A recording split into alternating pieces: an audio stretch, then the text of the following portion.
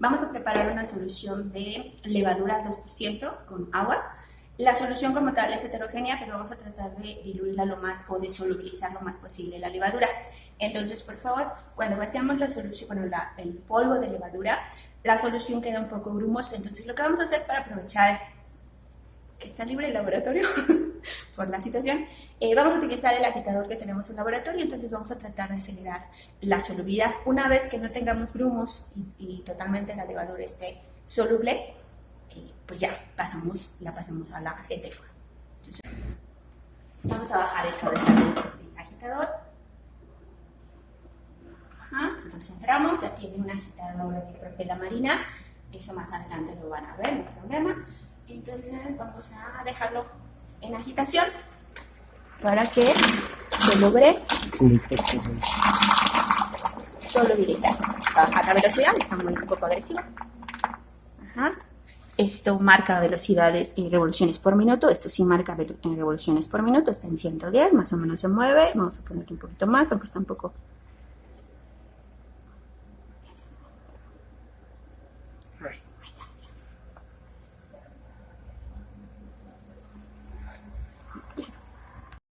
En el nivel del aceite también hay que verificar, uno, que haya nivel, pero hay que tener cuidado que el nivel no esté por debajo de este escala o no esté por encima de esta escala, de tal manera que si está muy alto, incluso hay derrame de aceite en la parte interna y también dificulta la operación del equipo. Si está baja, pues tampoco se recomienda porque necesita lubricación para el giro.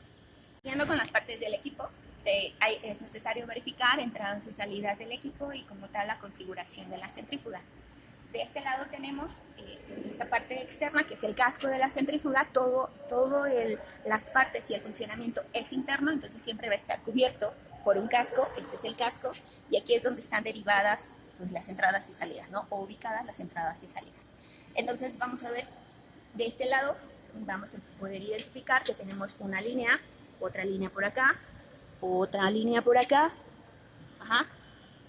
y esta línea. Entonces, de manera rápida, bueno, más adelante probablemente podamos explicar a qué se refiere con cuál es la línea de entrada y cuál es la línea de salida. Como lo pueden ver en estos equipos, todas las líneas de entrada y salida siempre van a estar por la parte superior. Tenemos un indicador de presión. En realidad no se necesita o no se usa mucho, pero podemos ver cuando un equipo está cerrado, que es esta válvula que direcciona esta línea. Si si la válvula está cerrada, pues obviamente va a marcar una alta en la presión, pero pues es sugerible que esto esté abierto cuando se esté operando el equipo. Dentro de las partes importantes está también estos cuernitos que aparecen aquí, ya hablando en términos de operación. Estos son los frenos de la centrífuga. Entonces ahorita están de una manera, ya para operar tienen que estar pues bien ubicados estos frenos. Por aquí están otros tornillos que son los que detienen el cabezal y esta parte es del eje que no tenemos nada que mover. Lo que nosotros tenemos que manipular está en esta parte, ¿no? en la parte del casco.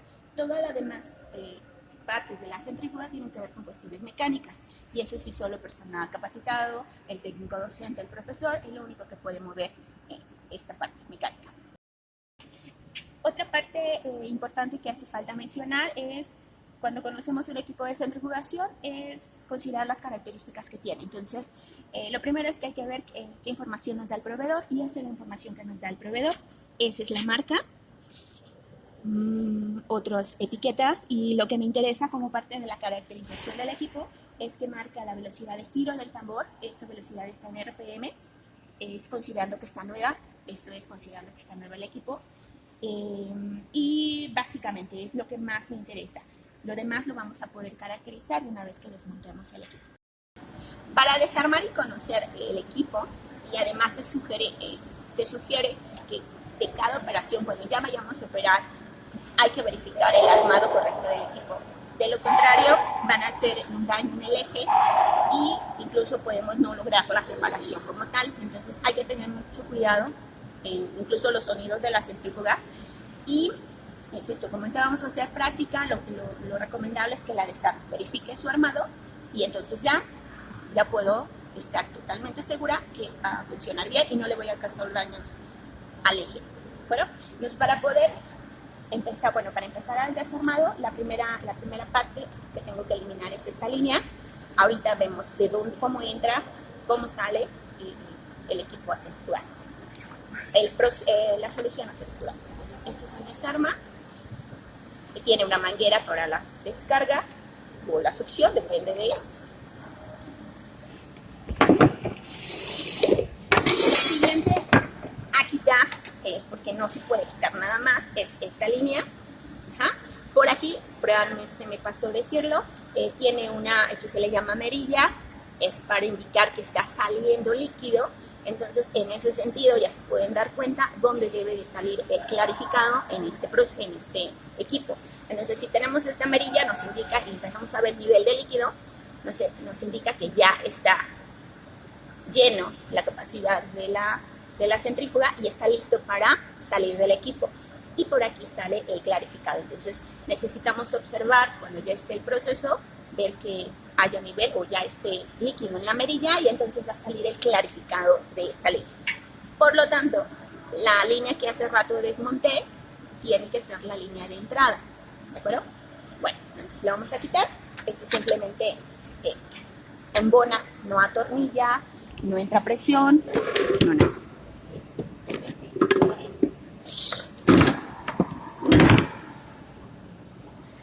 Ok, lo siguiente, no puedo quitar nada más. Por aquí hay otra línea, esta es una línea de salida, así como esta es una línea de salida. La principal que nos debe de interesar es por donde está la merilla, entonces, pero depende del armado, depende de cómo hayan, pues básicamente del armado, puede salir clarificado de este lado. Todas las salidas que tenemos de la centrífuga ya son clarificados. Recuerden que es un sistema en lote. Todo lo que tiene que ver con fase pesada o sólidos se queda en la parte interna del equipo. Todo lo que sale o vaya a salir ya es el clarificado. Okay.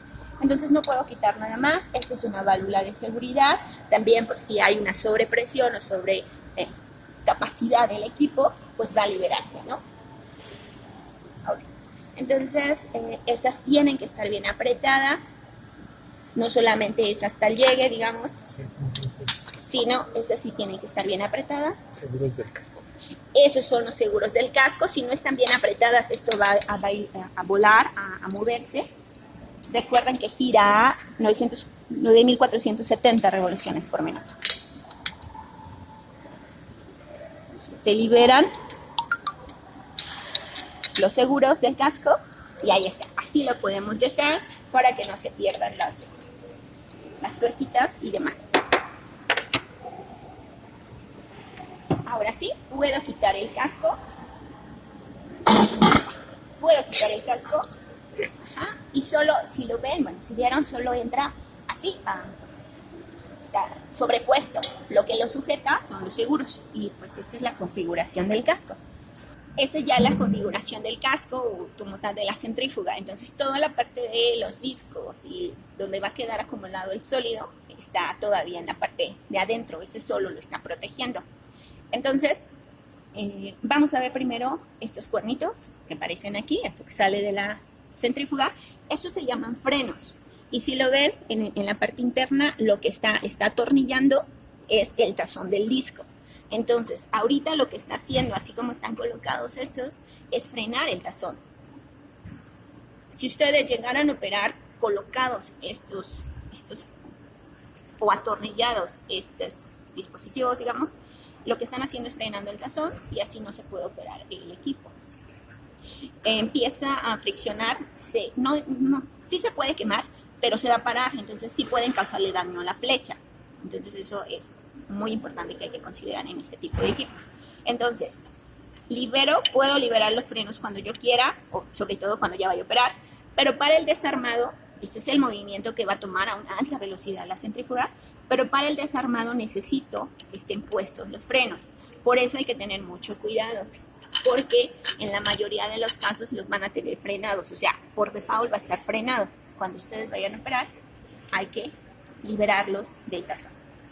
Ok, la siguiente parte a quitar, si lo ven, no puedo quitar nada más, es este embudito.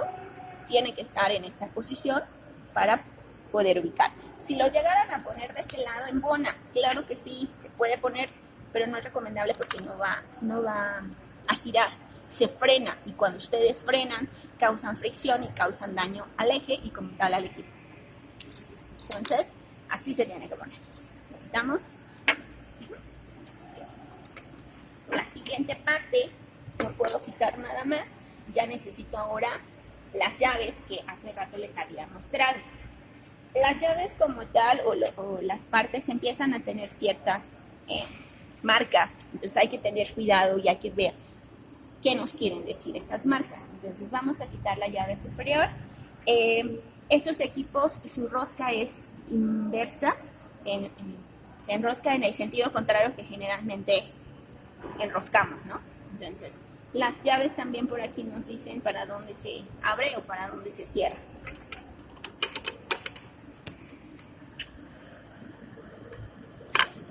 Entonces, libero. Las llaves tienen, bueno, nos ayudan y nos facilitan a poder desmontar el equipo. Bueno, ahorita las zafamos. Entonces, sigo liberando. Es una tapita. Vamos a entrar al cuerpo de la centrífuga como tal para ver la funcionalidad de los discos. Pero para ver que esté bien armado necesitamos quitar toda esta parte. Entonces, esto no lo podemos evitar. La siguiente, igual, tiene el mismo sentido de cuerdas. Ajá. De este lado hacia este lado, este sentido que abre. Ahorita si lo ven, o si se pudieron dar cuenta, casi no me costó trabajo abrirla. Lo recomendable es que la cierren completamente, o sea, la cierren bien. Por eso es que está el martillo, para ayudar a liberar esta o cualquiera de las dos llaves. Entonces, seguimos. Y no podemos quitar más que el casco. Y en esta parte, como les mencionaba, las partes empiezan a estar marcadas. Aquí tiene marcado un 0, como las otras partes tienen ciertas marcas. Pero a partir de aquí sí me interesa mantener un orden. Este 0 tiene que embonar con este 0. Entonces,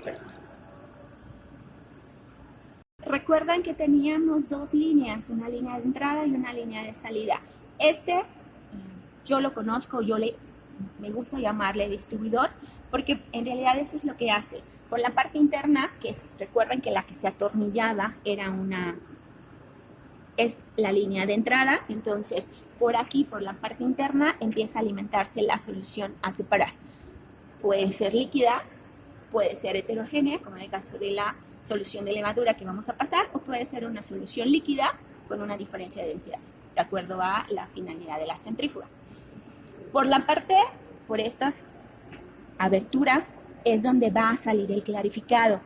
Recuerden que va a generar un campo centrífugo que va a llevar las paredes, el líquido hacia las paredes, y entonces, por la configuración de la centrífuga, va a mandar el líquido hacia la parte de arriba, por esas líneas. Bueno, seguimos quitando. De este lado, recuerden que aquí tenemos marcado un 0. Esta pieza tiene un 0 por aquí. Entonces, así tiene que estar alineado. Nada atornilla, nada enrosca, todo embona. Y hay que tener cuidado en esa posición. Empezamos a ver la configuración cónica. Por eso es una centrífuga de discos. Ajá. Este es el distribuidor que les mencionaba. Aquí está. Recuerden que por el centro alimenta y por la parte externa sale el clarificado. Ajá. Y empieza a distribuir por todas estas líneas, ¿no? Su configuración. Esto tiene que quedar soportado sobre la base de los discos.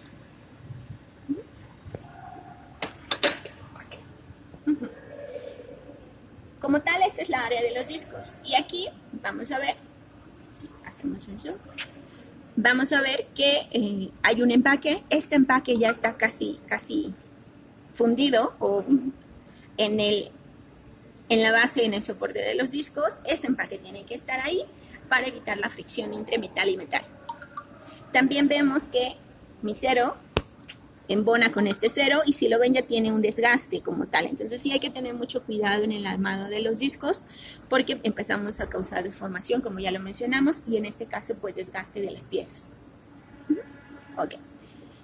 Ahorita está, bueno, esta parte como tal es, voy a quitar los frenos para ejemplificar. Esto es el tazón de giro, el tazón de la centrífuga. Esto es lo que va a girar junto con todo lo demás a una alta velocidad. Ajá. Entonces, esta es la capacidad que tenemos. Y si lo ven, tenemos, esto es el diámetro externo de los discos, este es el diámetro interno del tazón, esta es solo el área que tenemos para, o el volumen que tenemos para separar. Voy a frenar y voy a mostrarle los discos.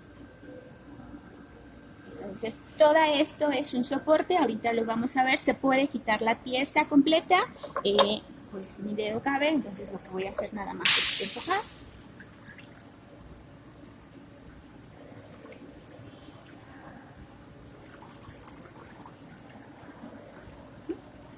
Y ese es el soporte de los discos. Esta es una pieza completa donde tiene un vástago donde se empiezan a acumular los discos y a embonar o acomodarse. Entonces, este disco no tiene como tal separación, no causa un efecto en la separación, pero sí lo que hace es direccionar el líquido, el clarificado, hacia la parte superior de la centrífuga. Estos son los discos. Entonces, recuerden que la alimentación entra por la parte interna. Empieza a girar, entonces el clarificado va a empezar a salir por estos orificios y al tener esta tapa sin orificios va a direccionar a la parte superior. Y estos son los discos. Si empiezan a ver, los discos no se van poniendo así todos de montón ni de manera, o no deberían de ponerse todos de montón ni de manera aleatoria. En el caso del acomodo de los discos, son cónicos.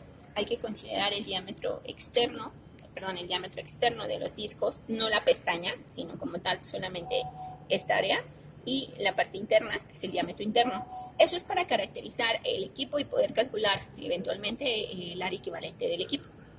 Hay que conocer el número de discos y cómo se van embonando también. Hace rato mencionábamos que, bueno, este 0 es solo para embonar en el tazón. Los discos van teniendo numeración. Este obviamente no tenía ningún efecto, no va numeración, va hasta arriba. Se van a colocar de la parte de la numeración más alta a la numeración más baja. Este es el que va en la parte de arriba y este no tiene número. Ese es el 0. A partir de ahí van ubicados 1, va ubicado el 2, aquí está su numerito, 3, 4 y así eventualmente hasta el número de discos. Entonces vamos a contar el número de discos. Esta es la base. Entonces tenemos 1, 2, 3, 38 discos con los que cuenta la centrífuga. Esa es lo que nos da la capacidad de la centrífuga con respecto a su área equivalente. Y además se tienen que embonar con respecto a estas muescas. Entonces todos los discos tienen esas muescas.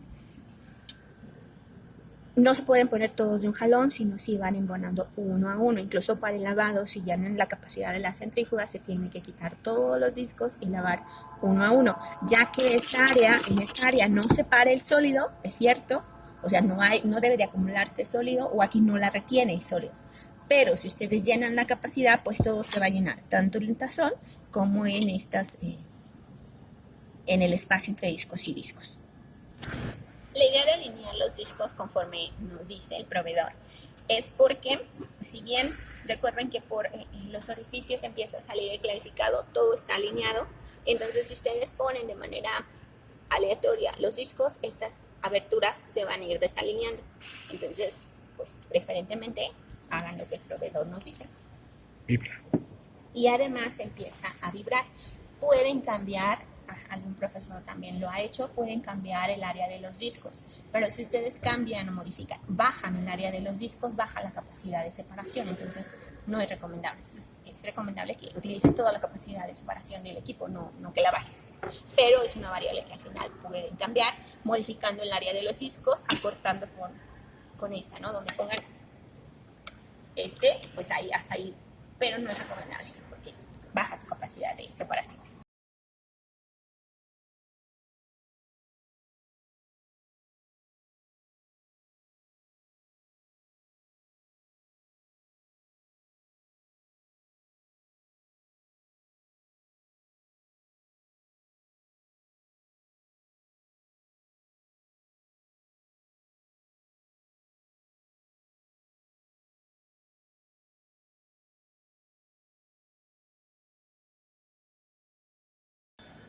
Una vez que vimos cómo funciona la centrífuga, lo que sigue es ya ponerla a operar. Necesitamos un sistema auxiliar. En realidad solo necesita un sistema auxiliar, un sistema de bombeo. Es necesario, es obligatorio. Si no, no controlamos el flujo, si no, no hay manera de alimentar la solución a las centrífugas. Hay un auxiliar. Vamos a utilizar una bomba, en este caso una bomba peristática, por la que podemos regular, nos da flujos bajos, podemos regular la velocidad de giro, y es recomendable para soluciones con sólidos no disueltos. De este lado tenemos la solución de levadura, ya después de pasarla al agitador está totalmente homogénea, se nota la diferencia, ya no hay grumos, así hay que mantenerla, de hecho hay que mantenerla agitada durante la operación. De este lado tenemos agua, vamos a medir a la vez el flujo. Necesitamos controlar el flujo a la centrífuga. Más adelante ya en la parte teórica les van a explicar por qué hay que medir y controlar el flujo de alimentación a la centrífuga, si no pueden no lograr la separación si el flujo es muy alto.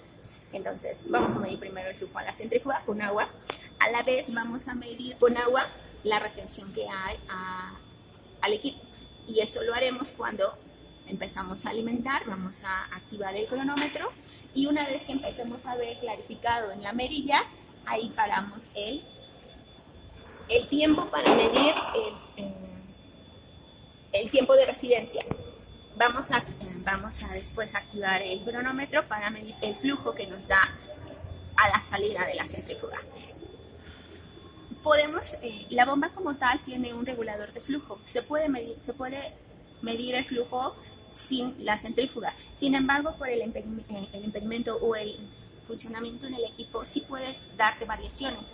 Entonces vamos a sugerir medir el flujo ya en el equipo a través de las partes que pasan, ¿no? Okay. El flujo que vamos a trabajar, eso lo pueden fijar, lo pueden mover, podemos trabajar una baja velocidad, una alta velocidad. En este caso, como es empírico en parte, y después vamos a comparar con la parte teórica, vamos a utilizar una velocidad de 7. Si se pasan de este lado, el controlador de flujo de esta bomba nos da de 0 a 10, no marca flujo, solo es posición de la bomba, un regulador en términos generales. Hay que medir el flujo. Vamos a trabajar una posición de 7. Es una variable de flujo que vamos a mantener constante en este caso. Una vez que medimos el flujo, estamos listos para operar. Lo podemos hacer sin parar la bomba. Entonces vamos a pasar la línea de succión de la bomba a la solución. Recuerden que tienen que estar en agitación. Una vez que hagan esto, ya se empieza a contar el tiempo de operación y vamos a tomar muestra de clarificado cada minuto.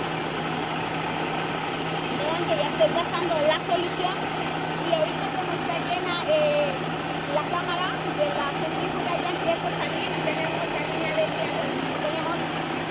clarificado limpio. Esto puede ser todavía acumulación del agua que estaba aquí, entonces no hay problema, vamos a darle un minuto y a partir de ahí vamos considerando la toma. De este lado ya tenemos los vasos etiquetados. Las muestras son más o menos alrededor de 20 mililitros porque se van a leer en el centímetro. Ya es el minuto.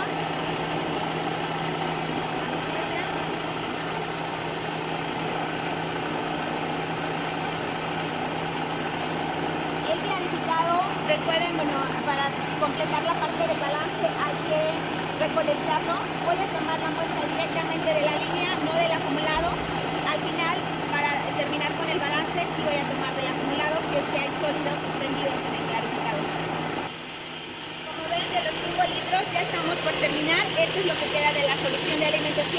ves como ya está saliendo el clarificado. De este lado son las tomas de muestras cada minuto de operación al flujo que hemos definido. Entonces, una vez que termine de pasar los 5 litros, lo que vamos a hacer es tomar una muestra operativamente, terminando de pasar la solución. Estamos listos para parar el equipo. Ya con las corrientes vamos a medir el flujo de clarificado, vamos a tomar una muestra de este acumulado final. Ya me pasé un minuto, ya no alcancé la última muestra, ya la última muestra la tomaría de clarificado. Entonces ese es mi tiempo de operación, que son 7 minutos, casi 8 minutos. Como este es mi clarificado, lo voy a medir. Lo voy a quitar ligeramente y tomo la última muestra para la turbidez. Con esto es con lo que haríamos el balance. Todo lo demás es simplemente para mostrar cómo es el cambio de concentración a lo largo del tiempo de operación. Lo que sigue es el paro del equipo. Entonces, como ya no tenemos solución, lo primero que podemos apagar es la bomba. Ya no tiene caso alimentar. Paramos el equipo y esperamos hasta que solito desacelere. Cuando desacelere estamos listos para desmontar y recuperar el sólido acumulado en la centrífuga.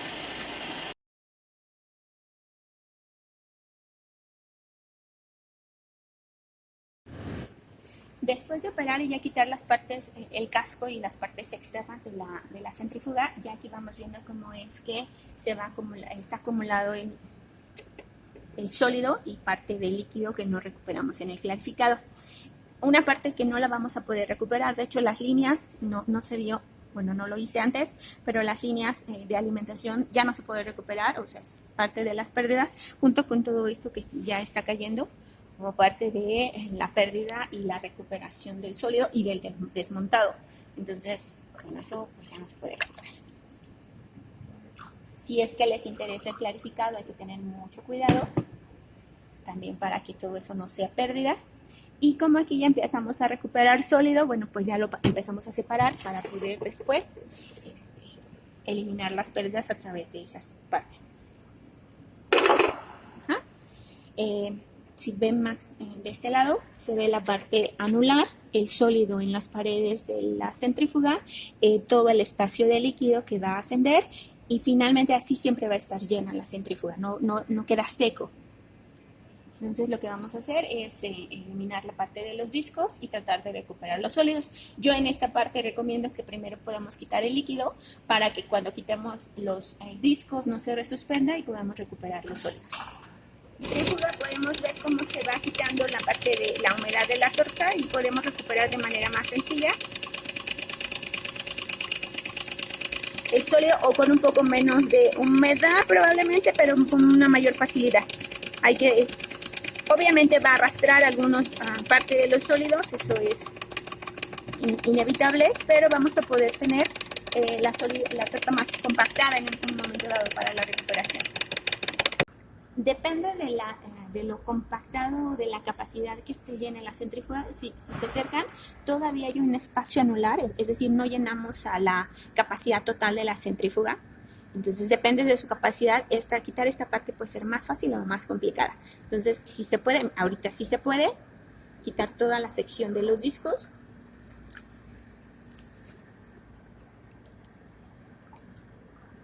Y va a escurrir.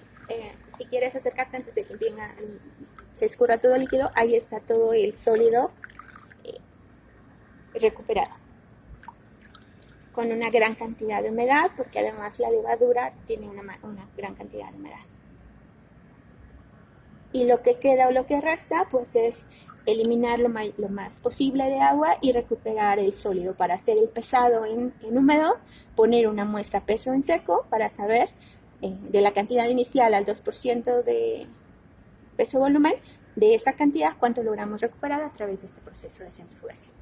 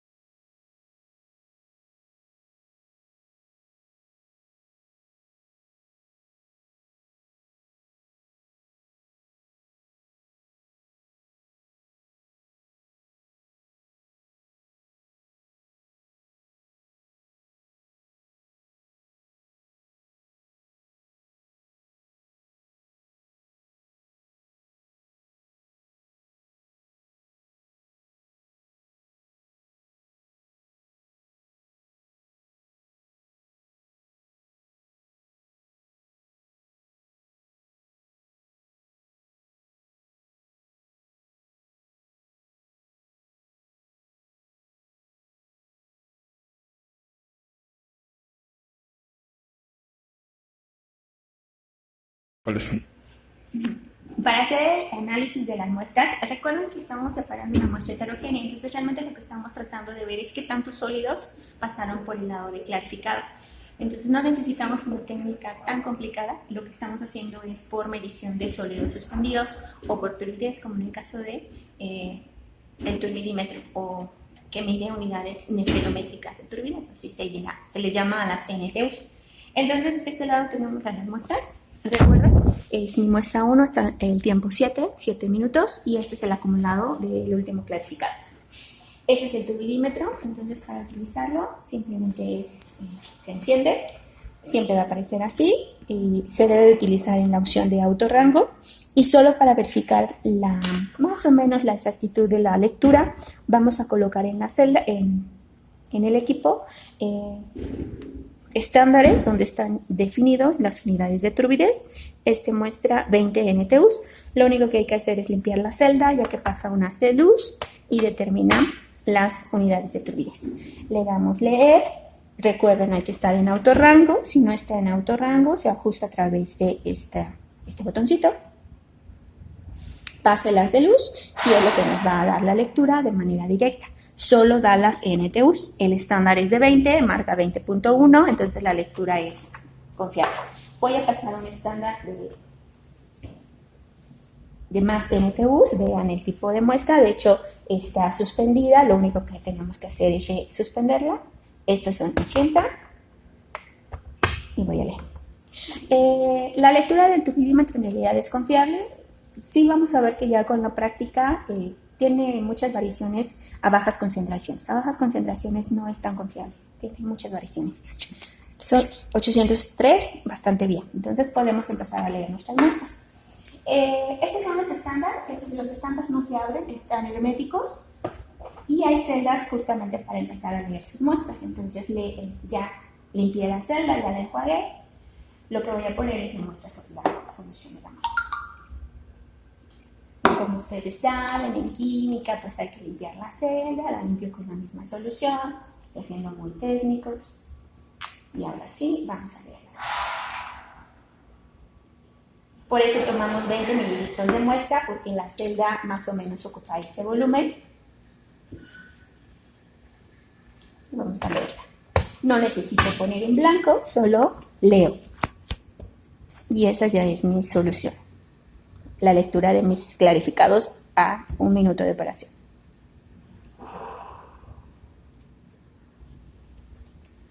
Por 1, turbidez, NTUs, son 17.1. Y así consecutivamente voy a leer todas las muestras, desde hasta las 7 y el acumulado.